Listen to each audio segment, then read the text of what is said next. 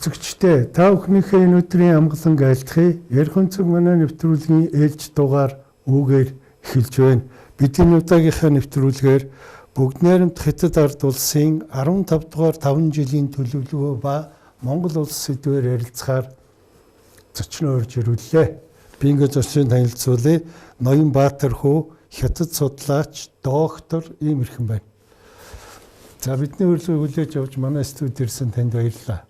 За баярлалаа. Танд болон эрхэм үзэгчдэд бас энэ өдрийн мэнд төшөөлье. За тийм. Тэгээд манай үзэгчдэд одоо бас ойлгож байгаа хаа яагаад бид нэр энэ сэдвийг одоо сонгов гэж.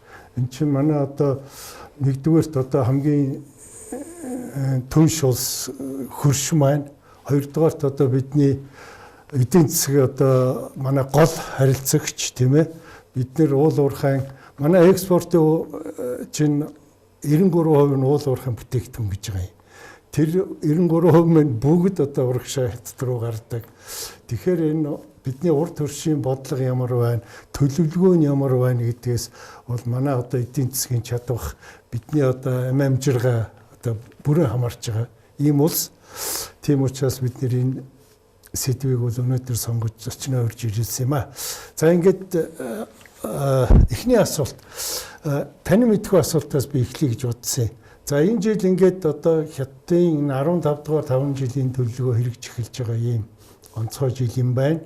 За энэ төлөвлөгөө ингээд одоо хаана боловсруулагдаад ингээд ямар зам дамжлагаар дамжаад ингээд одоо хууль болж гардггүй тийм ээ.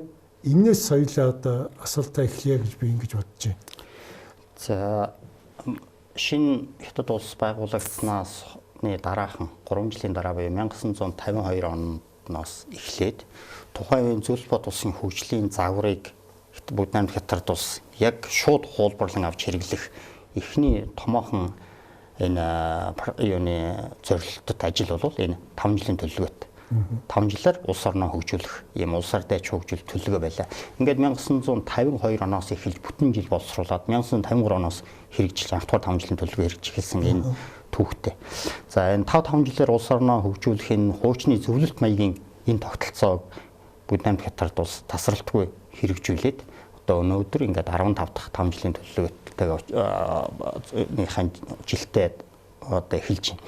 Монгол улс ялгаа байхгүй. Бид 1950-ад оноос эхлээд 1987 хүртэл одоо 8 дугаар 5 жилийн төлөвлөгөө өгсөлтөл явж исэн. Энэ бас л мөнгө зөвлөлт маягийн улс орныг хөгжлийн дунд хугацааны төлөвлөгөө. За энэ 15 дугаар 5 жилийн төлөвлөгөө Хятад улсын хувьд үндсэндээ 2023 оны 11 дугаар сараас эхлээд намын туграан дээр эхний ажлын хэсэг байгуулагдаад за тэгээ судалгааны ажлын хэсгийн сүүлдээ техникийн ажлын хэсэг болж ингээд задраад 24 оны турш бүтэн энэ улс орон даяар 6000 гаруй төрийн албаа хаагчид, судлаачид, салбарын экспертүүд. Уучлаарай би таны тасалж. Эхлээд тэр 22 онд уралдсан коммунист намын 20 дугаар их хурл үлээ. Тий, 20 дугаар. Тэрнээс ихтэй үсттэй энэ юу чинь. Тэндээс одоо жанжин шугамч гэдэг юм уу тодорхойлоо. Тий, би зөв ойлгож байна. Яг та яг зөв ойлгосон байна. 20 дугаар их хурлаар гаргасан улс орн Хятад улсын ирээдүйн хөгжлийн зорилтыг тэд дунд хугацаанд үрэлбэл 2049 он хүртэл Намд Хятад улсын 100 жилийн хүртэл энэ цаг хугацааг 2 ангилсан баггүй. 2021-ээс 2035 он, 2036-аас 2049 он. Ингэж 2 ангилаад за тэгээд дунд хугацааны энэ 2021-ээс 35 оныгоо 5 жилээр ингэж хөгжлийн зорилтыг хийж явъя гэсэн энэ хөгжлийн концепцийг тэд боловсруулах шатнд боловсруулад 21-ээс 26 он, за 26-аас 31 он, 30 он хүртэл. За тэгээд энэ 24 оны хүрээнд энэ 19 дэд ажлын хэсэг техник ажлын хэсэг бол энэ салбарын 6000 гаруй эрдэмтэд, судлаачид, экспертүүд за тэгээд шийдвэр гаргагчдын төвшөндөөс маш олон санаачлагуудыг цуглуулж агаад за тэгээд 25 оноос эхлээд энийг драфт болгож цаасан дээр буулгаж эхэлсэн баг.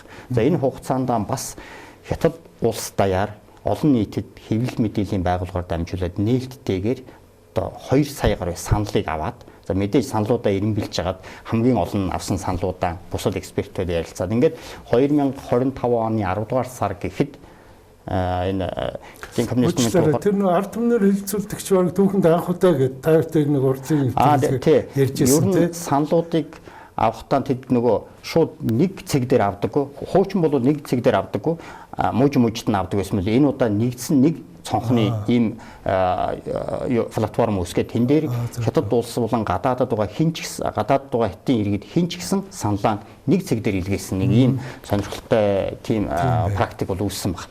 За тэгэхээр энэ 25 оны 10 дугаар сард гэхэд бүх энэ саналуудыг нэгтгээд за түүнийхээ дараа Нэгдлийн коммунист намын төв хорооны 4-р бүгд хурлаараа энэ 11 дугаар сард энэ хурлаараа энэ асуудлуудыг авч хэлцээд өөрөөр хэлбэл ирсэн саналууд салбарын экспертүүдийн саналуудыг нэгтгэж үзэж хагаад тэгээд намын төв хорооноос одоо энэ том ажлын хэсэг рүү юуны одоо төрийн зөвлөл рүү засгийн газар руу 61 заалт бүхий чиглэл өдөрдөмж өгсөн байгаа байхгүй санал бас чиглэл өгсөн байгаа. Өөрөөр хэлбэл та нөхдийн боловсруулсан драфтан дээр намын зүгээс ийм саналуудыг нэмээр байна. Үндэслэл нь ард иргэдээс ирсэн энэ 2 саягаар санал байна гэд. Энэ талаар ч гэсэн Монгол улсад бас Хятадын коммунист намынхан ч тэр ирж бас олон нийтээс энэ эдгээр саналуудыг бид нэмж байна гэсэн ийм хэл мэдээлэлээр зүйлүүд явж лээс.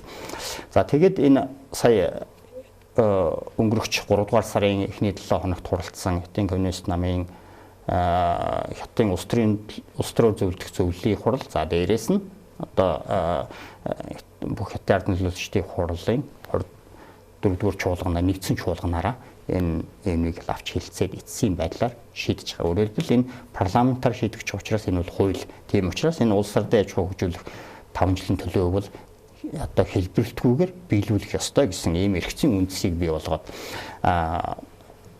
бас дээрээс нь юу гэдэг энэ батлагдсны дараа 20 хоногийн дараа аль бие хүчин төгөлдөр болдог. Өөрөөр хэлбэл 4-р сарын 2-3-наас энэ хүчин төгөлдөр болсон гэсэн. Өөрөөр хэлбэл одоо 5 хоног та битэр ярилцж байгаа цагт хятадулсан бүх нийтийн энэ ханш нэхийн амралтын өдрийн дараа буюу өнөөдөр мягмар гарагаас одоо хүчин төгөлдөр болж эхэлж байгаа. Ийм хөгжлийн бодлого төлөвлөлтийн эрхцийн баримтхан. За энэ удаагийн нэгдсэн чуулганаар саяхан ярьдаг энэ 15 дугаар 5 жилийн төлөвлөгөөс гадна 3 их чухал хууль батлагдсан. Өөрөөр хэлбэл багц хууль байгаа. Нэгдүгээрт байгаль орчны багц хууль гэдэг. Хуучин 20 гаруй засгийн газрын тогтоол шийдвэр 10 гаруй хууль байсан нэгтгээд байгаль орчны багц хууль. За дээрээс нь хөгжлийн бодлого төлөвлөлтийн багц хууль. За дээрээс нь үндэсний эв нэгдлийн хангах тухай гэдэг дэмжих тухай гэдэг ийм хууль. Ийм 3 том хуулийг бас баталж гаргасан байгаа. Ер нь энэ тэр тусмаа бид энэ байгаль орчны багц хуулийн дээр илүү анхаарал хандуулах ёстой гэж би бол бас харж байгаа. Бид Монгол улсаа хэлж байна тийм. Бид бол экспортлж байгаа бараа бүтээгдэхүүний үеийн буюу хятадын талын хувьд бол импортын үеийн 20 цэрийн дэглэм стандарт дээр ямар өөрчлөгч байна гэдэг бид бол онцгой анхаарал хандуулах ёстой юм байна гэж бол би бол тэгж ажигласан. Ер нь энэ 15 дугаар 5 жилийн төлөвлөгөөг боловсруулж батлуулах үйл явц үндсэндээ 2 жил гарын хугацаанд салбарын том экспертүүд шийдвэр гаргагчид, судлаачид хэвлэл мэдээлэл олон нийтийн оролцоотойгоор тийм нээлттэй байдлаар хийгдлээ гэж бол бас гадны судлаачид хүртэл дүгнсэн байгаа. Энэ гэхдээ урдны жилүүтэй харьцангуй нэг юм их богино байдлаар хуучин бол ийм том зузаан бичиг баримтаас бол одоо бол үндсэндээ 180 хэдэн үрэл байгаа. Харьцангуй богиносоод ирсэн. Өөрөлдвөл томьёолуудаа текстүүдээ багасгаад зорилт төвшин гэдэг дандаа тоогоор тавьдаг бас. Өөрөлдвөл за төмөр зам бол хурдны төмөр зам тэд байна. Ерөөс нь эсвэл за эдийн засгийн өсөлт тэд байна, инфляц тэд байна гэдэг ч юм уу бүр ингээд тоогоор тавиад их тийм бүдэг бадаг биш, ерөнхий биш. Тэгж тавьсан учраас тийм текст нь бага хүснэгттэй, тийм ойлгомжтой байдлаар бичил нь бол тийм байлээ. За тэгвэл одоо тэр хуулиас гол онцлох заалтууд одоо Монгол улс хэрэгтэй гэдэг юм уу бидний анхаарах ёстой ямар гол заалтууд байна? Энэ удаагийн энэ 15 дугаар 5 жилийн төлөвлөгөөг ерөнхийд нь уншаад аваад үзэхээр бид нэг 2 зүйлийг маш сайн ойлгох ёстой юм. Нэгдүгээрт хятад улс хөгжлийн загвараа өөрчилж байна. Хоёрдугаарт эдийн засгийн бүтцийн өөрчлөлт хийгээд бүтэц өөрчлөгдөөд анхны гарааны 5 жил эхэлж байна гэж ойлгуул илүү зохилтой юм байна гэж бодож байна. Өөрөөр хэлбэл хуучиндаа маш их хямд ажиллах хүчээр маш их түүхий дээр маш их эрчим хүч зарцуулаад хямд бүтээгдэхүүнээр дэлхийд түгээж худалдааны ийм үйлдвэрлэгч улс байсан бол одоо тэд өөр болж тэд өндөр технологи шингэсэн нэмэн үртгийн маш их марж ашиг ихтэй дээрээс нь дэлхийд тэргүүлэх технологийн шийдэлтэй ийм бүтээгдэхүүнүүдийг дэлхийд дахинд түгээдэг. За дээрээс нь бүтээгч хятад улс үйлдвэрлэгчээс бүтээгч хятад улс болох энэ хэлний цэгүүд рүү хятад улс явж байна. Дээрээс нь хятад улсын хөгжлийн загвар дээр гарч байгаа өөрчлөлт бол тэд өсрөнгөө хөгжил тооны хойноос дэлхийд тэргүүлсэн том амбицаас илүүтэйгээр тогтвортой жигд хөгжиё гэсэн энэ зорилт руу явж байна. 1993 оноос хойш чинь баг тогтмол ковидос өмнө баг 10% өсөлттэй явсан эдийн засгийг тэд өнөөдөр буулгаад эдийн засгийн зорилтыг энэ 5 жилийн хугацаанд 5 орчим гэж байгаа байхгүй 4.8 ч байж магадгүй ийм түвшинд авчирна гэж. Өөрөөр хэлбэл тэд хэд хурдтай биш харин жигд явъя гэсэн ийм хөгжлийн загвар руу орж байна. Дээрээс нь хятад улсын хөгжлийн чиг хандлагадан тэд ногоон орчим хүч, байгаль орчноо хамгаалах энэ чиглэл рүү өмнөх жилүүдээс илүү их хөрөнгө оруулалтуудыг хандуулах тийм үзэл баримтлал руу явж байна. Хөгжлийн үзэл баримтлал дээр ийм өөрчлөлт гарч байна гэж үзэж байгаа. Түүнээс гадна бас энэ хятад улсын энэ ирээдүйн 5 жилд тэд юун дээр илүү анхаарч, юунд илүү их хөрөнгө мөнгө зарцуулах гай төсвийн хөрөнгө оруулалт хийх гэдэг нь нэгдүгээр хүнсний аюул байдал. Одоо та бид бол одоо юу ч хаагдаж болохыг одоо орон музей хоолоогоор авч үзэж мэдчихэж штэ тий. Юу ч ковидын үед бол бас хүндрэл бэрхшээл одоо бусдаас хамааралтай байхын бэрхшээлийг бид ч гэсэн амссан штэ. Хүнсний аюул байдал хэдийн номер 1 асуудал. Хоёрдугаар технологи аюул байдал. Хятад улсын хөгжлийг одоо боомлж гэх юм уу гаднаас ирж байгаа дарамт шахалт бол технологи хориг байна. Тийм учраас технологи аюул байдал. Гуравдугаар зэрэг батлан хамгаалах. Энэ гурав руу илүү их хөрөнгө оруулалт хийх юм байна, илүү их бодлогын дэмжлэг үзүүлэх юм байна гэж харж байгаа. Харин хуучин шиг барилга барьдаг, шавар зуурдаг, эсвэл зам тавьдаг, иргэний барилга барьдаг, орон сууц барьдаг энэ бол хоцрогдсон хөгжлийн загвар байна гэж хятад улс үзэж байгаа. Тийм учраас энэ хөрөнгө оруулалт тэр тусмаа 2026 оны төсвийн өргөн барихаас нэхлээ төсвийн байнгын хорон дээр за дээрээс нэгдсэн чуулган дээр хэлцэх хүртэл би хятад улсын төсвийг маш сайн үзчихсэн учраас энэ төсөв дээрээ их тийм бодлогын төсвүүдийг хийгээд эхэлчлээ. Илүү тэлсэн төсөв хийж байна. Хятад улсын ч баг сүүлийн 40 гаруй жилийн түүхэнд анх удаа төсвийн алдагдлыг 4% тавьж байна. Маш өссөн гэсэн үг. Төсвийн алдагдал өсөж байгаа. Өсөж байгаа гэдэг маань энд нь одоо 580 тэрбум доллар байхгүй. Төсвийн алдагдал ийм ихээр тавьж их том тэлсэн төсөв тавиад илүү хөрөнгө оруулалтуудыг саяхан хэлдэг шинжлэх ухааны технологи, хүнсний аюулгүй байдал мэдээж технологи аюул байдлын салбар руу их хөрөнгө оруулалтуудыг 26 оны турш хийх юм байна гэж бол харагдаж байгаа. За дээрээс нь саяхан хэлдэг энэ 3 чиглэлд хөрөнгө оруулалт хийж байгаасаа бид ч гэсэн Монгол улсын хувьд гэсэн урд айл хүнсний чиглэлд, шинжлэх ухааны технологийн чиглэлд, батлан хамгаалах аж үйлдвэрийн чиглэлд энэ 3 чиглэлд хөрөнгө оруулалтыг илүү анхаарал хандуулах гэж байгаа учраас бид ч гэсэн энэ 3-оор тэр тусмаа эхний 2 руу бид бас огтуулсан бодлогын шилжилтүүдийг бид ч гэсэн бас хийхэд буруудах юм байхгүй гэж харж байна. Тийм ээ. Тэгээ би яг танаас сүүл бодоод энэ дүн төлөвлөж байсан. Хятадын эзэн засагч чинь жилд одоо 10 гаруй хувиар заримдаа ч 15-6 хувиар ингээл өсөж байгаа л сүүлийн 2 жил өнө 3 жил ч өнө ингээ буураад 4-5 дээр хүрээд ирсэн. Тэгсэн чинь энэ цаадуул чи өөрөөсөө албаар энийг ингэж буулгасан юм байна шүү дээ. Тийм үү те. Тэр нэг барилгын салбар малбар зам юм чинь маш их хурдтай өгж байгаа. Тэгээ тэрийгэ болигээд өстөө нэг хөгжлийн чиг хандлага өөрчилсөн юм шүү дээ. Тэгээ хөгжлийн энэ таны хэлдэг энэ тогтмол 12-оос дээш хувийн өсөлттэй явсан 20 гаруй жилийн бууралт юунаас шалтгаалж вэ гэхээр нэгдүгээрт энэ нөгөө эдийн засгийн том оролцогчид буюу хүн амын бүтцээр гарч ирж байгаа тийм сөрөг хүн амын бүтэц болвол шууд эдийн засгийн өсөлтийг шууд хязгаарлаж байгаа нэгдүгээрт. Хоёрдугаарт гадаад хүчин зүйлс геополитикийн хориг саад дарамтууд хятад улсад ирж байна. Гуравдугаарт мэдээж дэлхийн чиг хандлагт байгаа нөгөө хятад улстай өрсөлдөх бусад үйлдвэрлэгч улс орнууд бол дахиад олноор бий болж байна тий. Одоо Вьетнам гэдэг ч юм уу өөрөөр хэлбэл хямд ажиллах хүчээр хямд бар авдаг үйлдвэрлэдэг.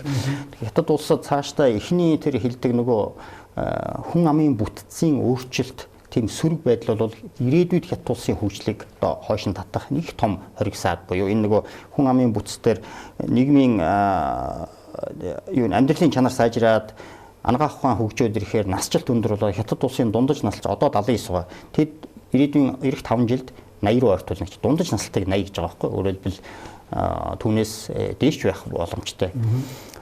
Ахмад наснуудын тоо 360 сая хүрээд нийгмийн даатгалын сан энийг цаашдаа авч явахад айгүй хүндрэл рүү явж байгаа. Дээрээс нь 4 жил дараалаад хүн амын өсөлт хасах руу явж байгаа. Хасах өсөлтөд явж байгаа. Дээрээс нь 1981 оноос эхэлж хэрэгжүүлсэн нэг хүүхдийн бодлого 2018 он хүртэл үргэлжлээд үүнээс цуслагдах хүртэл яваад үүнээс шалтгаалаад хүн амын төрөлт, хүн амын өсөлт багасаад хүүхдүүдийн тоо цөөрөөд ахмад наснуудын тоо нэмэгдээд нийгмийн дундаж давхар дээр байгаа дарамт бол их нэмэгдэж байгаа. Хятад улсын нэг судлаачийн нэг юу гэсэн. Нэг хүүхэд төрөхөд шууд 2.4 хүний ажлын байр бий болдог гэж. Өөрөөр хэлбэл хүүхэд байж аж хүүхдийг дагсан ажлын байр, худалдан авалт, барилга, байшин гэдэг ийм зүйлүүд их болоод ирж байгаа. Тийм учраас хүүхдийн тэр нэг хүүхдийн бодлого хэтэрхий удаа явсан шалтгаалаад орон сууц худалдаа авах энэ орон сууцны зах зээл дээр бол яхахгүй юм бууралтууд 2020 оноос 19 оноос эхлээд ингээд үйл хөдлөхөрөнгийн салбар руу энэ орж ирээд үйл хөдлөхөрөнгийн салбар нь эргээд барилгын салбар нь эхлээд барилгын материал бусад жижиг үйлдвэрлэлийн бас дарамтууд ирж эхэлж байгаа нь бол хятад улсын одоо нэлээж энэ эдийн засгийн хөгжлийг татах, өөрөөр хэлбэл нэг өндөр өсөлтийг багасгах нэг том хүчин зүйл болоод эхэлж байгаа. За хоёрдугаар мэдээж ковидын нөлөө. Ковидын дараах энэ эргээд энэ ажлын байруудыг цөөрсөн энэ ажлын байруудыг бий болгоход том сорилтууд ирж байна. За гуравдугаарт түрүү би ярианд дурсан геополитикийн одоо дарамтчлалтууд хятад улсад цөөнгүй байна тий. Одоо Америк нэгдсэн улсын зүгээс юу гэдэг нь техник намханлалын стратеги. За дээрээс нь чинь Жо Байден ерөнхийлөгчийн үеэс эхлээд хятад улс руу чиглэсэн маш олон эвсэл холбоодууд бий болсон шүү дээ. Quad эвсэл гэдэг ч юм уу 5 нүдэн. За дээрээс нь AUKUS гэл ингээд ийм эвслүүдээр хятад улсын гадаад бодлогын одоо чиглэлүүд одоо ийм сорилтуудыг бий болгосон баг. За дээрээс нь мэдээж 22 оноос энэ конгресс дээр баталсан нөгөө юуны хятад улсад технологи болон тоног төхөөрөмж нийлүүлэхийг хоригсон том санкц байгаа. Нөгөө юуны хагас дамжуулагчийн. Эдгээр нь бол бас хятад улсын технологийн хийгээд нийт эдийн засгийн өсөлтийг бас 12%-аас 5 руу авчирсан энэ том бодиттой шалтгаанууд байх гэж харж байна. Цаашдаа энэ хятад улсын 5%-ийн дундаж өсөлттэй энэ цаашдаа үргэлжлэх энэ 5 жил бол 5% гэдэг бол их боломжийн өсөлт шүү. Дэлхийн дундаж 2.2-аас 2.1 хүртэл байдаг. Одоо хэрвээ энэ өрнөж байгаа энэ ойрхон орнотын хямрал чинь 6 сар үргэлжлүүл дэлхийн дундаж өсөлт 1%-аар буурах магадлалтай гэдэг юу гаргачихсан байлээ, прогноз гаргацсан байлээ. 5% гэдэг бол 12%-тай харьцуулаад багч гэсэн бас их өндөр дэлхийн дундчтай авч үзвэл их өндөр. Тэгээд нэр хятад улсын эдийн засгийн өсөлт 1%-аар өсөлт. Монгол улсын эдийн засгийн өсөлт бас 0.8%-аар өсдөг ийм одоо харилцан хамаарлууд бол бас том хэмжээнд бий болсон байна. Тийм ээ. Тэр нэг ийм тоон дээр би гайхаад байдیں۔ За хятадын эдийн засаг 10% өсөж байхад бид нар чинь дагаад нэг холигтой өсдөггүй байсан санагдаад байгаа юм. Тэгсэн чинь нодны үржний энэ төр одоо эдийн засаг 5% өсөхөд манайх 8%- гээд урдаас илүү өссөн байгаа байхгүй юу? Энэ ямар хамаарлаа? Шууд гадаад худалдаатай хамаатай. Одоо 2014 онд Монгол Хятадын худалдааны эргэлт за нэг 5.7 тэрбум байсан. Одоо 18 тэрбум болсон. 10 жилийн дотор Монгол улс дэлхийн 160 гаруй оронтой худалдаа хийдэг. Бараг ганц хятад улстай ашигтай худалдаа хийдэг байхгүй. Бусад улсанд алдагтай байдаг. Тэгэхээр 2025 онд өмнөх түвшингээс арай бага буюу 18 тэрбум доллар хүрсэн арай бага. Үүний хувьд бол нийт мөнгөнд дүн багасан. Гэхдээ энэ бол Монгол улсын нийт гадаад худалдааны эргэлтийн хувьд бол маш 27 тэрбумаас 18 гэдэг чинь их том хэмжээний тоолдоо. Энэ бол шууд энэ манай улсын эдийн засгийн өсөлтийг бол дэмжиж байгаа Монгол Хятадын худалдаа байгаа. Яг хөө нөгөө ковидын дараах эдийн засгийн сэргэлт хятад улсад удаан явж байгаа учраас энэ 5-аас дээш байх өсөлт бол бараг боломжгүй л гэж судлаач таарч байна. За тийм тэгээд энэ ногоон одоо энэ өөрөөсөө ингэж байна л да. Энэ технологийн хараат байдлаас гарна барууны хязгаарлалтанд төсвөрлөх чанараа дэвшлүүлнэ. Энд чинь одоо энэ нөгөө EIMI, chip map одоо юу гэдгийг те тэр нь л одоо таац сая хэллээ л дээ. Тэр рүү ингээд өгчих гээд байна. Тэгэхээр нөгөө нэг хуучин эдгээр чинь нөгөө баахан барилга одоо төмөр зам юу гэдгийг дэд үтц рүү айгүй хөрөнгөийгээд ингээд дэдгс тэр нь биднэрт ашигтай тусчиж одоо нүүрсээ одоо юу гэдгийг зэсмэс. Тэгэхээр одоо энэ хөгжлийн хандлагыг ингээ өөрчлөлтөөр бидэнд яа тусах гээд байна энэ. За нэгдүгээрт Монгол Хятадын түрүүний хэрэгэлсэн 18 тэрбум долларын энэ худалдаан дотор хоёрхан төрлийн бараг 10 тэрбумаас даваа явчихдаг байхгүй 11 тэрбум болсон. Өнгөрсөн жилийн нүүрсний худалдаар бид 5.5 тэрбум долларын ашиг болсон. Зэсийн худалдаан дээр бид 5.7 тэрбум долларын ашиг болсон. Хоёрхан проектыг түн бид нэг улстай нэг салбарын буюу уул уурхайн салбарын тэр дотроо ийм цөөхөн нэр төрлийн экспортон дээр тогтож байгаа байхгүй юу? Энэ манай улсын гадаад худалдаа. Тийм учраас бид одоо дотооддоо ч гэсэн яриад байгаа ш бид эдийн засгийг солонгоруулъя, уул уурхайг төрөлжүүлье гэдэг байгаагийн ялангуяа тэр зам уул уурхайг төрөлжүүлье гэж байгаа бол таны асуултаа шууд уялдаж байгаа. Бид 2026-аас 2030 онд ирэх 5 жилд Монголоос Хятад руу хийх нүүрсний экспорт яах вэ? Тэр бидэнд маш чухал. Бид 80-аас 100 сая тонн нүүрсийг асуудалгүй борлуулна. Тэр ямар ч асуудалгүй. Өөрөөр хэлбэл Хятад улс жилийн 4.7 тэрбумаас баггүй нүүрсээ хэрэглэсээр л байна. Өөрөөр хэлбэл Хятад улсын нүүрсний оргил хэрэглээ 2028-аас 29 он. Тэр хүртэл манай нүүрсний тэрцман коксчих нүүрсний экспорт ямар ч асуудалгүй явна. Тэр тусмаа одоо энэ ойрхон орнын хямралаас шалтгаалаад бензиний үн өсөд ирэнгүүт бас эрчим хүчний нэг их уср бол нүүрс шүү дээ тий. Үүнийг дагалдаад бас манай эрчим хүчний нүүрсний үн бас нэг баг зэрэг сэргэж जैन тий. Одоо юу гэх юм одоо бас нэг боломж гэх үү. Ингээд бидний хувьд бол нэг ийм зүйл ажиглаж байгаа. Хоёрдугаарт Монголоос Хятад руу экспорт хийдэг дараагийн том одоо масс бүтээгдэхүүн бол бараа бол төмрийн өдөр. Төмрийн өдөр Хятад улс өнөөгийн төвшөнд 1 тэрбумын импорт байна. 2030 он гэхэд үүнийг багасгаад 800 сая тонн болгоно гэж байна. Тэгэхээр манай 8 сая тонн бол тэнд юу ч мэдрэгдэхгүй учраас ямар ч асуудалгүй манай төмрийн өдрийн экспорт ямар ч асуудалгүй. Харин ч бид энэ боломжийг ашиглаад өнөөгийн байгаа ханги мандлын дэд үтцээ ашиглаад төмрийн өдрийнхээ экспортыг нэмэгдүүлмээр байгаа. Бид бол 15 сая хүртэлх нэмэгдүүлэх боломжтой. Бид нүүрсийг бид 100 сая тонн бол илүү гаргах тийм боломжгүй. Яагаад гэвэл Хятад улс жилд гадаадаас нэг 170-аас 180 сая тонн коксч нүүрс авдаг. Нийт нүүрсний импорт нь 450 сая тонн. Түүнтрээ коксч 160. За 160 дараа юу гэж бүгднийг Монгол улсаас авах уу? Тийм учраас бид нэг 100 сая тонныг бол гаргаад байхад ямар ч асуудалгүй экспорт явчихна. Манай өөрийн нөгөө өнөөгийн байгаа авцмаар тээвэрлж байгаа нь 80-аас 90 сая тонн хүчин чадал. За 2027 оноос эхлээд төмөр зам ашиглалтын холболт хийгээд ирэхээр нэг 20 сая тонн нэмэгдэнэ. Тэгэхээр энэ нүүрсний экспорт асуудалгүй байх юм байна. Төмрийн өдөр асуудалгүй байх юм байна. Мэдээж зэсийн үн ийм сайн байгаа учраас зэс бол асуудалгүй.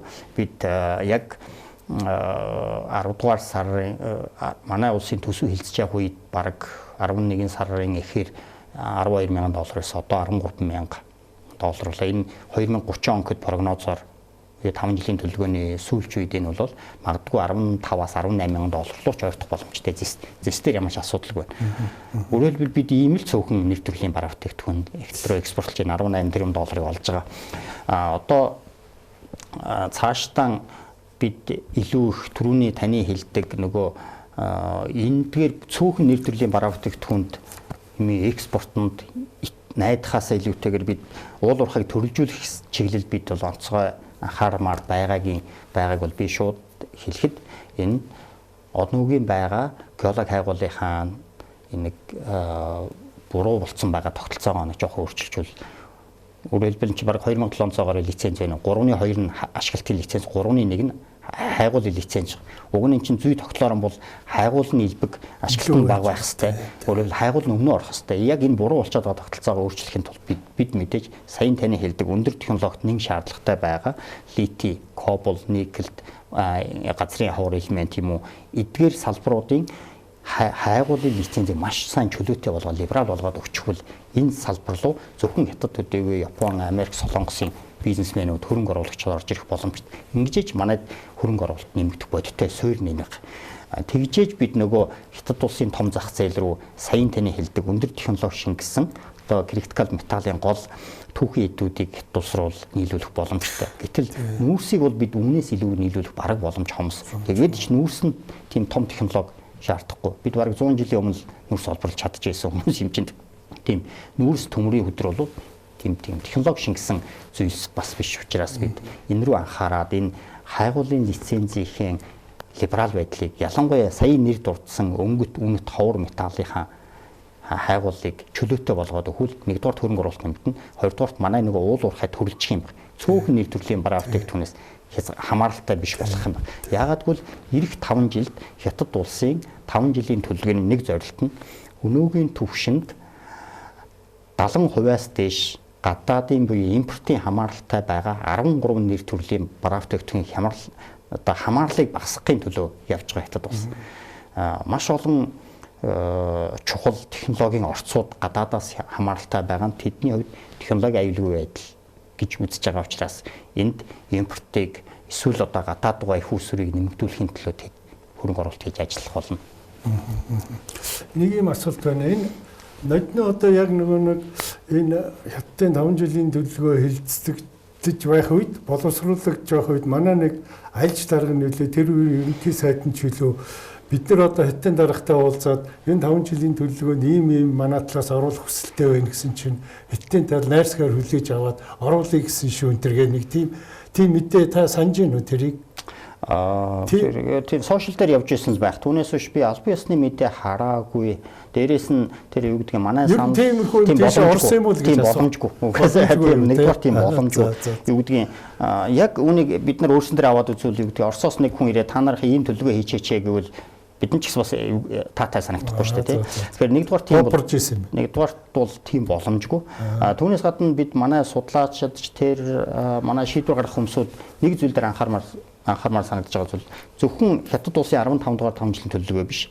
Яг бидний яг практик дээр тулдаг энэ өвөр Монголын 5 жилийн төлөвлөгөөг судлах хэрэгтэй байхгүй. Энэ 2 дугаар сарын 14-нд батлагдаад 3 сарын 6-7-нд олон нийтэд нээлттэй болсон.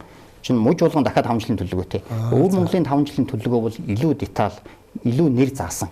Юу гэдэг нь за энэ зам, энэ төмөр зам. Эсвэл одоо энэ юуны аэропортыг сэргээх гэдэг ч юм уу, эсвэл хөлийн бомб дээр ингэнэ гэдэг ч юм уу. Ийм нарийн деталь заасан. Өвөр Монголын 5 жилийн төлөвлөгөөг судлах юм бол маш сайн чиг гарна. Яг гэвэл чин бид хятадтай хийж байгаа худалдааны 80% нь өвөр Монголтай явж байна.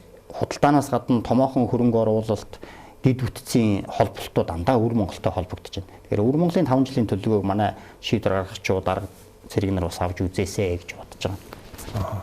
Ер нь энэ талаар одоо манай эрдэмтдэг гэдэм үү ер нь энэ шийдвэр гаргаж байгаа улсууд энэ талаар одоо бодж идэг байлгүй дээ. Одоо жишээлбэл би таныг мэднэ та бол тэр Монгол улсын ерөнхийлөгчийн одоо эрдэмтдийн зөвлөл яг нөгөө юу биш байх, алтан бус биш байх байдаг. Тэгээд энэ талаар одоо та бүхнээс асууж одоо энэ талаар одоо манай энэ шийдвэр гаргагчид маань судалж мэдж байгаа юм байд юм уу ер нь? Яг манай төрийн өмчийн think tank-ууд буюу энэ одоо эдийн засгийн хөгжлийн хүрээлэн бүс нутгийн хүрээлэн за тэгээ олон улс судлал стратеги гэдэг эдгээрийн удирдлагууд бол бас судлаач нар надтай бас уулзаж сүүлийн үед уулзж байгаа асууж байгаас нэг иймэрхүү чиглэлд ямар бодлого байна гэхээр би бас өөрийнхөө зүгээс бол харамгүй хэлж байгаа. Өөрөөр хэлбэл олон нийтэд энэ төрийн бодлогын баримт төчгүүдээр ингэж тусгагдсан байна. Энэ бомб ийм байна. За нөгөө алдартай хийн хоолой ийм байна гэдэг ч юм уу. Ингээд өөрөөр хэлбэл бодлогын баримт төчг туссан зүйл бол маш чухал учраас эдгээрүүдээр бол өөрийнхөө саналыг би бол бас харамгүй илэрхийлээд явж байгаа. Ер нь энэ 5 жилийн төлөвлөгөөний ялангуяа тэр зам өвөр Монголын 5 жилийн төлөвлөгөө бид бол нухацтай үзээд өөрөөр хэлбэл за өвөр монголчууд ирэх 5 жилд юун дээр анхаарах гэдэг юм.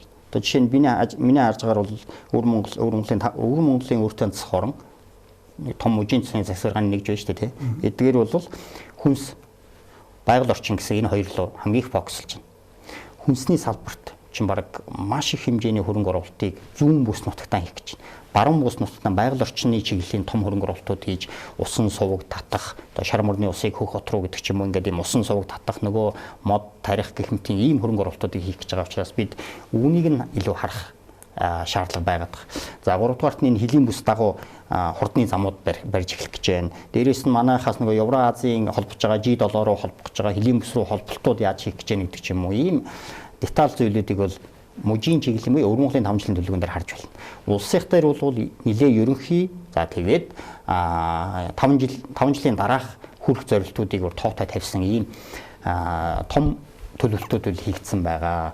Түүний бид бол юу гэдгийг ирэх 2030 он хүрэхэд Хятад улсын нийгмийн эдийн засгийн улс ардаж хөгжүүлэх төлөвлөгөөний тоо тавьсан зорилтуудыг бол бид онцгой анхаарч тэр тоонд хүрэхэд бидний зүгээс юу нийлүүлж борлуулж ямар чиглэлд холболт хийж болох уу гэдэг дээр бас шийдлүүдэн урьдчилж хараад явбал их зүгээр л дээ чинь зөвхөн 1 жил биш 5 жил хэрэгжих зүйл учраас Хятад улсын хүнсний салбарт яагаад анхаарах гэж байна.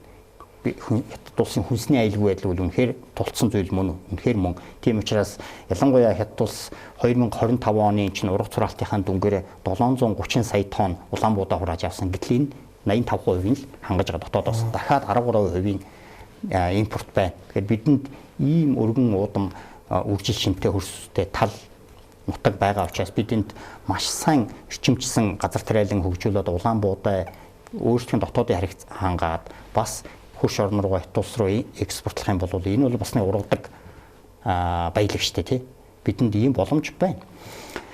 Бид нөгөө эн чинь гол хэлэх гээд байгаа санаа нь бид чинь аль болох нэг уулуурхайн буюу нэг салбарын хамаарлыг л багасгах эдийн засгээс холонгоруулах нэг бидний том зорилт шүү дээ. Уулуурхаагаас бид хөдөө аж ахуй, мал аж ахуй, за дээрэс нь энэ аялал жуулчлал гэсэн энэ хоёр салбараа бас үүдэн татаад явбал бүрэн боломжтой шүү дээ. Бид түүнээс юу гэдэг юм бид автомашин хийгээд эсвэл сансрын аялал жуулчлал гэдэг ч юм ийм зүйлс яг үнэндээ бол арай боломжгүй бидний өнөөгийн нөхцөл. Тийм учраас бид нэг ийм өнөөг Хятад улсад хэрэгцээтэй байгаа импортын хэрэгцээгийн 5 жилийн турш ийм цоорхойг нь харж байгаа учраас энэ чиглэл рүү хандуулж хөрөнгө оруулалт за дээрээс нь бодлогын дэмжлэг магадгүй бид хоёр улсын төрийн өмчит компаниудын хоорондын хамтралуудыг ч гэсэн бас энэ хөдөө аж ахуйн салбар руу хандуулбал бас том хэмжээний импортын боломжууд экспортын том боломжууд байна.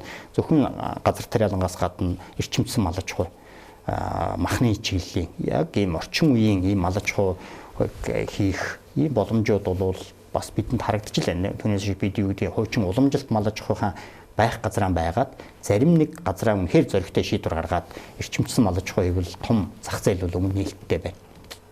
Тийм байна. Надад өөрөө ч сая ярианы явцад нэг юм бодогдоод байна. Бид нар чинь нэг алсын хараа 2050 гэ том баримт бичгтэй тэр чинь 2022 онд ч үл батлагдсан тий. 21 он. За тэгвэл тэр чинь тэгвэл энэ Хятадын маань энэ одоо хөгжлийн төлөвлөгөөтэй одоо хэр уялдсан бол энэ 20 дугаар их хурлч 22 онд хуралдаад гол зорилтоо дэвшүүлчих тийм ээ. Тэгэхээр бид нар одоо энэ Хятадын хөгжилтөө бид нар энэ 2020 маань нэр нь 2050 маань нэр нь уялдсан юм уу тэрийг нь бид нар судалсан юм уу гэд надад гайх сэтгэл төрөл байж байна л да. Бид өнгөрсөн жил 11 дугаар сард билүү бас манайх ч бас 5 жилийн төлөвлөгөө хийсэн шүү дээ. Тэгээд нэг гинт ингээд хийгээ баталсан. Тэр одоо олон нийтэд гадуур тэгж хилцүүлэг нийгмийн хилцүүлэг их бага явагдсан тийм хилцүүлэг баталсан байна. 5 жилийн төлөвлөгөө батлагдсан байгаа.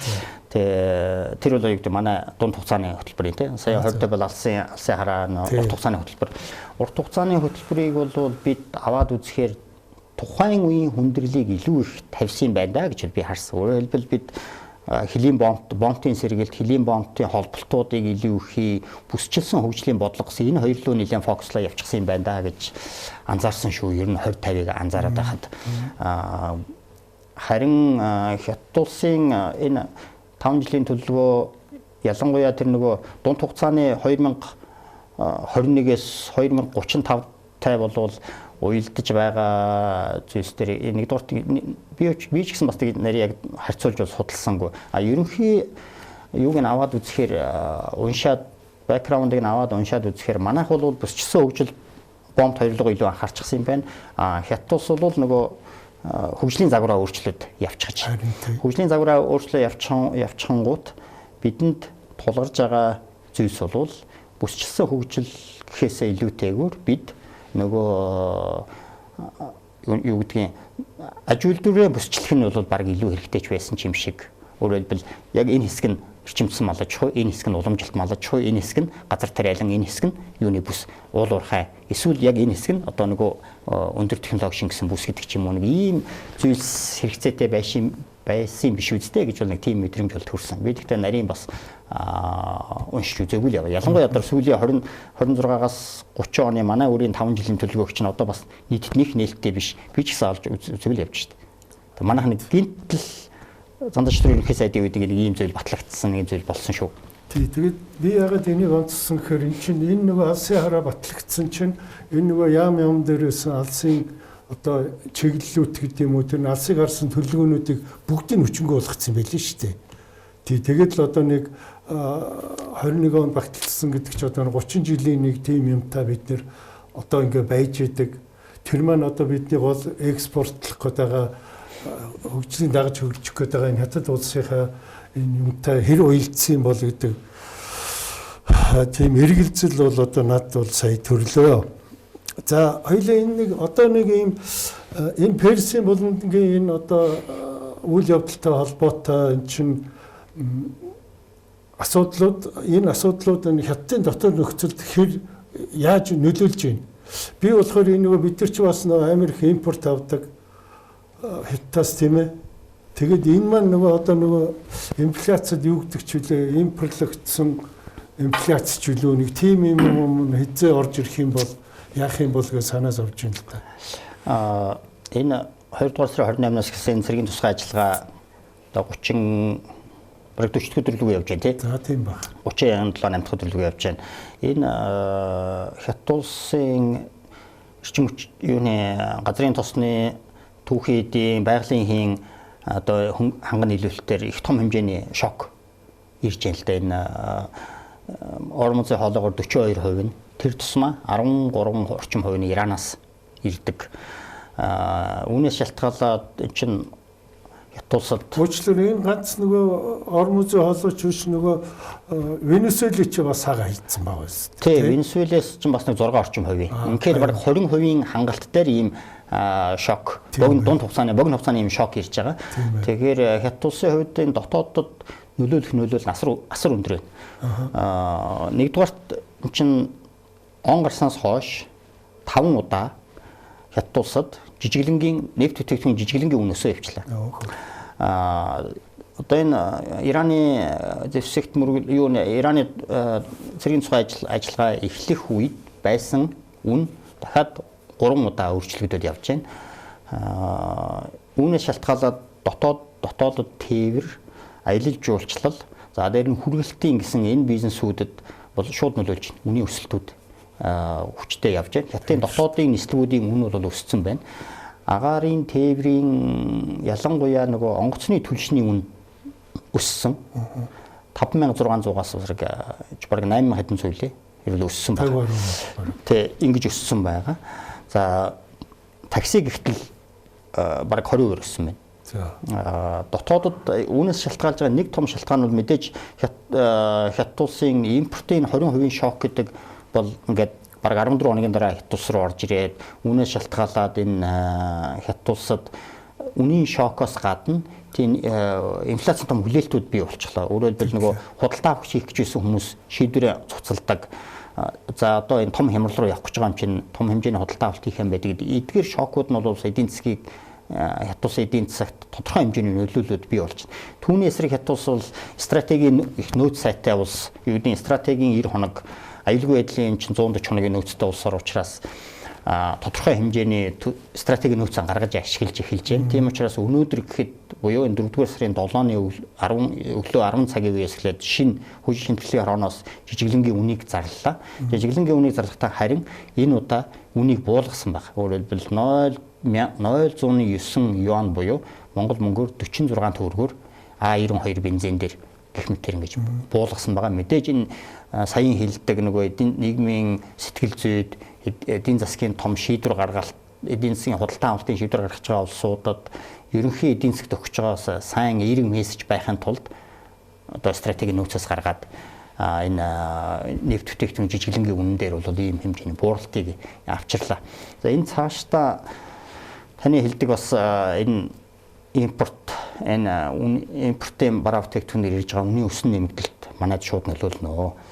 Одоо судлаачид үгүйсэн мэлээ. Хэрвээ энэ 6 дугаар сар хүртэл энэ Ираны энэ Персийн булангийн хямрал үргэлжлээд тэр тусмаа Ормын хоолойн энэ өдөрт гарч байгаа нефтийн бүтээгдэхүүний газрын байгалийн хийн энэ хоолоогоор дамжин өнгөрөх энэ явц иймэрхүү баг хагас хаалттай хэлбэртэй байгаад бүрэн мөчвшилдэ хагас хаалттай хэлбэртэй байгаад байвал нефт бүтээгдэхүүний үн бол нэг баррел нь $150 хүрнэ. Дэлхийн эдийн засаг 1% агшина. Монгол улсад ирэх хохирол нь илүү хаалттай.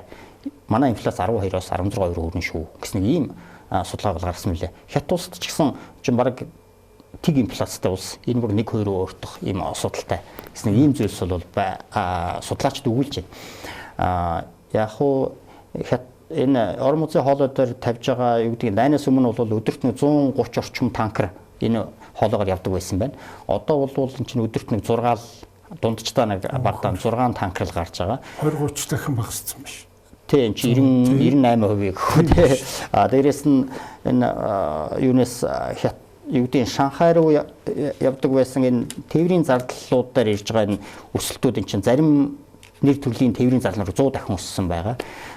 Юу гэхэд баг 10 дахин одоо дайны юуны эрсдлийн даатгал тээврийн эрсдлийн даатгал нь бол 10 дахин өссөн байгаа. Шанхай руу ирдэг байсан нэг танкерын одоо туристээр явдаг.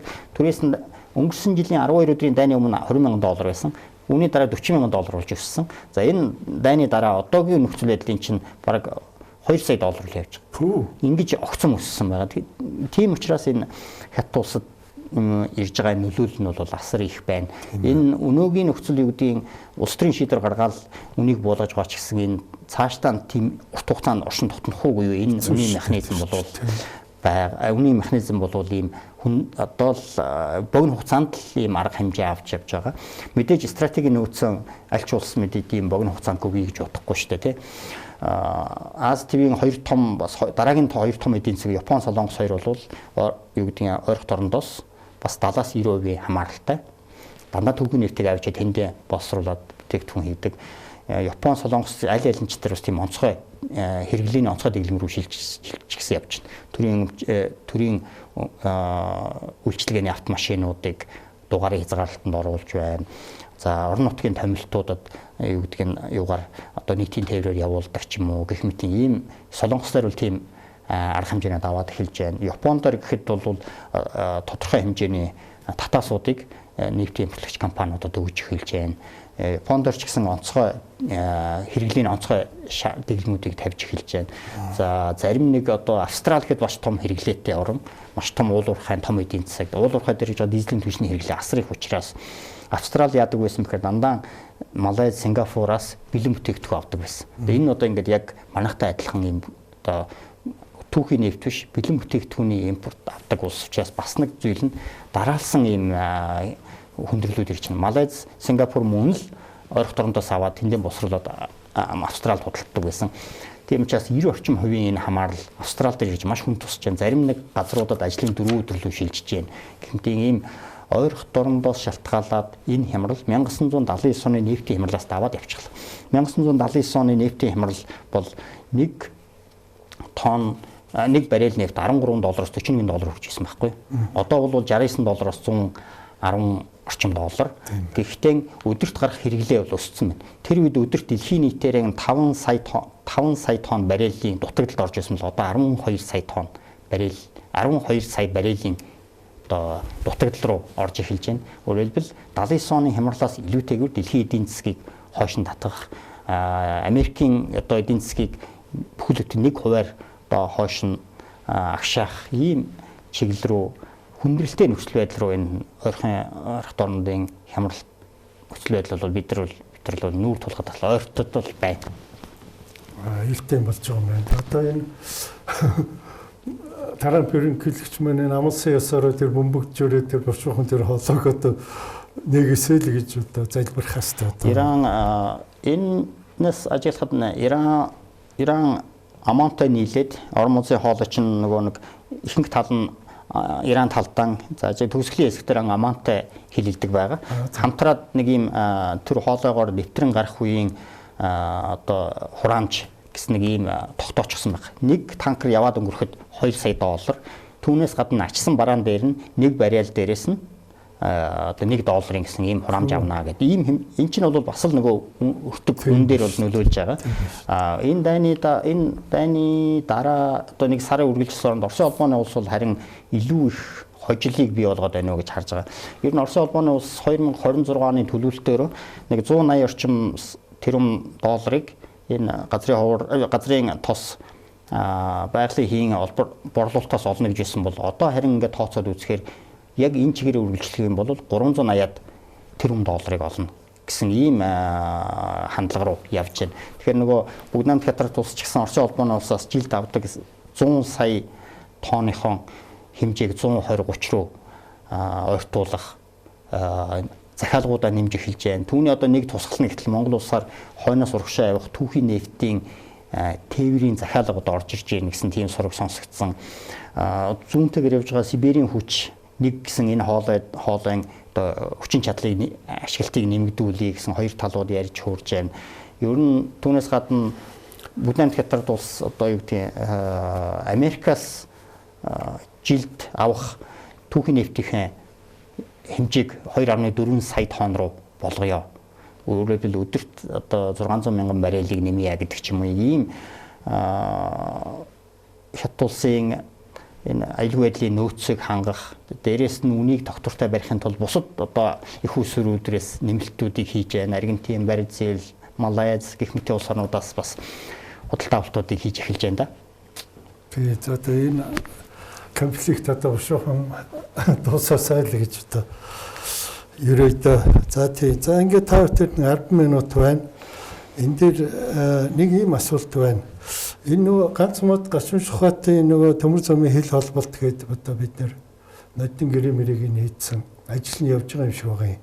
Би зүгээр саяхан сошиал дээр нэг юм уншсан шүү. Тэгээ тэрний үнэн бодлыг би танаас суух гэдэг юм.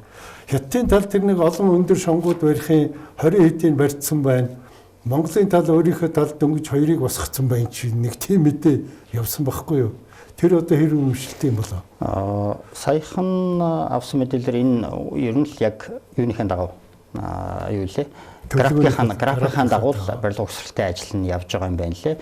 Яг нөгөө хятадын талд нь өндөр наана намхан тэгээ дээшээ өгсдөг. Тийм учраас заавал энэ гүүрэн байгууламжийн дээгүүрэлт явж улсын хилийг гатлаа өнгөрнө. Тэгэхээр энэ төлөвлөсөн хугацаанд энэ 27 онд ашиглалтанд орно гэсэн ийм зорилтыг тавиал явж байгаа юм байлээ. Хараа барилга угсралтын ажил нь хаанаасаа эхлээ явж байгааг нь би газар дээр нь очивол хараагүй. Ер нь гүйцэтгэгч компани захирлуудын хэлж байгаагаар манай чинь дэлгэр сайхан сайд саяхан очих шиг болсон. Ер нь яг графикийн дагуу явж байгаа гэсэн мэдээж одоо хаврын барилга угсралтай ажил одоо л эхлэх гэж яах шиг байна шүү дээ. Тэгэхээр энэ 2026 он бол нэлээд том хэмжээний бүтээн байгуулалтын жил болох байх. Тэгээд энэ China Railway Construction гэдэг хятадын төмөр замын улсын төмөр замын барилга байгууламж олон улсын корпорацийн том контрактор гүйцэтгэж байгаа учраас энэ хугацаанд гүйцэтгэж байхаа бидний хувьд ч гэсэн бас нэн чухал тулгамдсан. Энэ чинь нөгөө нүүрс тээврийн экспортын замаас гадна үүний дараа дагалдаад эн чинь дахиад төмөр замын 2-3 бомб үүнийг хүлээж байгаа учраас одоо аль аль талаас анхаарал тавьж байгаа байхаа. За нэг бас нэг юм асуулт байгаа маа. Энэ манайхан чинь нэг одоо түүхийн эдээр гаргахгүй дотооддоо одоо эцсийн бүтээгдэхүүн хийдэг болно энэ төр гэж ярьдгийг. Одоо жишээлбэл Эрдэнэтэд эцэс сайлуулах үйлдвэр тендер зарлалаа гэн ингээд иймэрхүү юм ярьдаг байхгүй юу. Гэхдээ би энэ дээр хувь хүнийхээ хувьд эргэлздэг. Яг тэгэхээр эн чинь Монголын нүүрсийг одоо өөрсдөө угаагаад гарганаа ч гэдэг юм уу. Эсвэл бүр одоо кокс хийгээ гарганаа ч гэдэг юм уу. Тиймэрхүү юм яригадад байдгийг. Миний мэдж байгаагаар болохоор ингээд хятад хэлээр ингээд өнгөж оронгууд манай нүүрсийг угаадаг, кокс хийдэг 20-30 үйлдвэр байж идэг гин. Манай зэсийг дөнгөж гарангууд бас тэрий чинь одоо эцсийн бүтээгдэхүүн болгож байдаг бас олон үйлдвэрүүд байж идэг гэж байна. Тэгэхээр бид нар бэлэн бүтээгдэхүүн хийлээ гэхэд хятад маань хүлээж авах уу тэр олон үйлдвэрүүд нь зогсчдیں۔ Биш үсттэй эн чинь тэгж бодоод цаадуул чинь 20 мориг тавих юм бишсэ гэсэн зүгээр хувь хүний л миний тийм нэг эмзэглэх юм уу тийм байдаг юм аа. Яг хуу нэр төрлөөсөө шалтгаална. Зарим нэг төрлийн одоо юу гэдгийг зэс гэх мэт өндөр технологи шингэж байгаа ийм бүтээгдэхүүн дээр бид одоо эцсийн бүтээгдэхүүн хийгээ гаргах нь бол туйлын зөв. Харин зарим нэг одоо юу гэдгийг байгаль орчинд одоо нэг хортой ч юм уу одоо юу гэдгийг төмрийн өдөр ч юм уу гэх мэтийн ийм бас зарим нэг төрлийн бүтээгдэхүүн дээр бол одоо тантай адилхан одоо түүхийгээр нь гаргасан илүү их байгаль орчинд үзүүлэх хор холбогдол нь бага байж болох юм. Түүнээс гадна хятадын талаас ч гэсэн бас нэг аль болох түүхийгээр нь оруулж ирээд хятад улсад дотоодод боловсруулалт хийхээр тэдний байгаль орчинд нь үзүүлэх нөлөөлөл нь их байдаг учраас бас бодлогоор тэд ч гэсэн бас боловсруулаад авахыг ч гэсэн зорж байх магадaltaй. Яг хөө нөгөө юу гэдгийг ганц бодны бомбт даваал цаана энэ дэлийн шандын за дээрс нь уу булан гэсэн за ууян гэсэн юм 3 том аж үйлдвэрийн паркууд байна. Дэлийн шанд гэдэг уу булан гэдэг нь дэлийн шанд гэдэг нь яг бомбтоос сайхан ойрхон хажуутаас нэг 80 Монгол Улсын хилээс 80 км. За тэнд нэг 5-6 угаах үйлдвэр байна. Тэрний цаана уу булан гэдэг яг шар мөрний яг иргэдэг тохой дээр бас 10 гаруй үйлдвэр байна. Эдгээрэл угаах кокс хийх. Харин тийм нэлийн гүн боловсруулалтын кокс хиймийн үйлдвэрүүд нь бол тэнд биш арай цаана үеэнд бол байдаг юм байлээ. Нүүрсэн дээр бол харин төмрийн зэсийн байжмлын хувьд бол ихэнх томоохон үйлдвэрүүд нь бол нэлийн гүн рүүгээ Данхуй, Жанши, мужрууд руу илүү их байгаад байна. Дэлхийн хамгийн том одоо боловсруулах үйлдвэрүүд тэр л үгүй шүү дээ. Яг өвөр Монгол дээр бол нэг хоёрхан зэсийн одоо катодын зэс үйлдвэрлэдэг үйлдвэр нь бол байна. Гэхдээ манайх тэр болон ихэнх нь бол нэлийн гүн рүү борлуулдаг юм шиг байлаа. Бага хэмжээгээр тэр дунд тушууны юуны баян нефт байгаа нэг хувийн компанид бага хэмжээгээр за дээрээс нь Гансуугийн Байвин гэдэг хуучин зөвлөлтийн үеийн бас нэг үйлдвэр байгаа. Тэр лөө бас бага хэмжээгээр борлуулалт хийгээд бусдыг нь одоо нэлийн гүн рүүгээ тээврэл татж авдаг юм байна лээ. За дээрээс нь бидний хувьд бол одоо Жонш бол бас хятад улс руу экспортлдог. Бас манай бас нэг гол бүтээгдэхүүн ихэнх нь бол шууд Тэнжин рүү Тэнжиний тийш явчихдаг. Өвөр Монгол том хэмжээний том баяжуулах үйлдвэрүүд цөөтэй юм байлээ. Төмрийн өдөр бол баг бид чинь хөдөр баяжмал хоёр нь бол ихэнх нь баяжм хөдрүүд нь хөвбэмж рүү баяжмал нь бол бухт руу явчихдаг. Тийм зүйлс байгаа. Яг үүнийг угтуулад барьсан үйлдвэрүүд бол төмрийн хөдөр нүүрсэн дээр бол байна гэдгийн талд. Гэхдээ тэд манахаас нүүрс авахгүйгээр дотоодоосоо нүүрс авах нүүрсний бол бүрэн хангалттай. Чи хятад улс жилд 4.7 4.5 тэрбумын нүүрс олборлдог. Тэр цэцмаа өвөр Монгол яг 1 тэрбумыг 1 тэрбум 80 сая тонныг 2025 онд олборлсон байна. 15 дугаар 5 жилийн өвөр Монголын төлөвлөгөөнд бүр ингэж бас бичсэн байл. Өвөр Монголын нүүрсний олборлтыг 2030 он гэхэд 1.2 тэрбум тонн болгоно. Өөрөөр хэлбэл өвөр Монгол нүүрснийхээ олборлтыг нэмэгдүүлэх чиг хандлагаар явж байна. Тэгэхээр хятад улсын тэдний хувьд ч гэсэн бас хангалттай дотоодын нөөцөөрөө өөрсдийнхөө төр үйлдвэрүүдийн хичээж байхаа. Энэ за 2016 онд илүү шийд арга Монгол улсад айлчлаад улсын хурлын чуулган дээр үг хэлсэн. Тэгвэл одоо ингээд сайн хуршаа харилцаатай байя. За тэгээд хамгийн гол нь тэр манай одоо хөгжлийн хурдан галт хэргийн таа бүхнийг суугаачаа урьж байна гэдэг ингээд тийм алдар түгэ хэлсэн байдаг. За тэрнээс хойш одоо бид чинь дотооддоо нэг баахан л маргалддаг. Хятад руу хамаг юм өглөө барьлаа одоо юу ч гэдэг ингээд дандаа л нэг тийм юм болж идэг.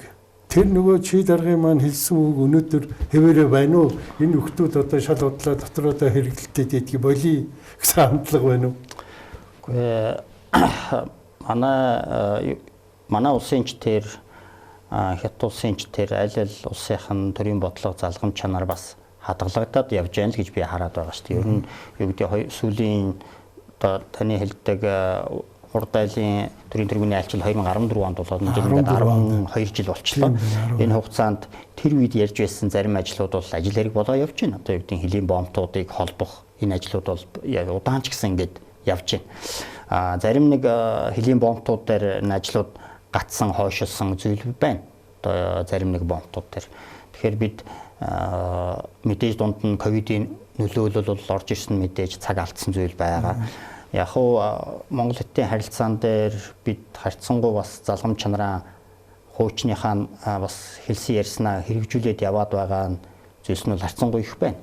Яг уу нөгөө бидний зовлон юм да. Тэр дотоодын учраа олдгоогоос шалтгаалаад одоо замун үдийн чөлөө бүс буюу эдийн засгийн хамтын ажиллагааны бүсийн бүтээн байгуулалт энэ их хойшилж байна.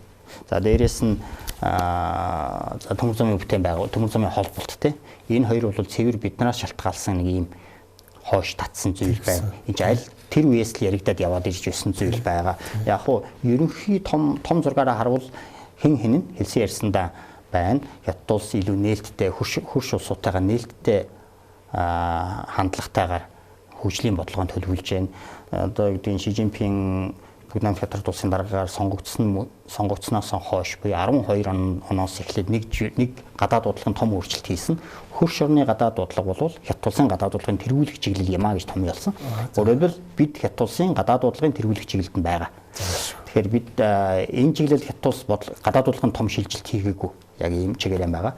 Монгол улсын гадаад дуудлагын үзэл баримтлалын тэргүүлэх чиглэл ч гэсэн хөрш хоёр улстайгаа тэнцүү харьцнаа гэсэн энэ чиглэлд ч гэсэн байгаа. Харин яг манай ийм ерөнхий том зургаараа тогтвортой байгаа ч гэсэн практиктаар хэрэгжүүлэхдээ саяын хэлдэг чинь 2 3 жишээн дээр л аваад үзэхэд бидний бас нөгөө дотоодын бэрхшээл эсвэл юу гэдгийг яг энэ 5 жилийн төлөвлөгөөг гүйцэд уншаагүй юм уу тийм ухтуулсан хөрөнгө оруулалтууд юм уу бодлогын шилжилтүүд хийхгүйгээс шалтгаалаад одоо ийм хүндрэлөө зарим нэг ухралтууд бий болж байгаа нь харагдав. Одоо жишээ нь 2031 онд та бидний яриа суугтал хөдөө аж ахуйн салбарт хөрөнгө оруулалтад тэр үед хийж эхлэх юм бол хоцорж эхэлнэ шүү дээ.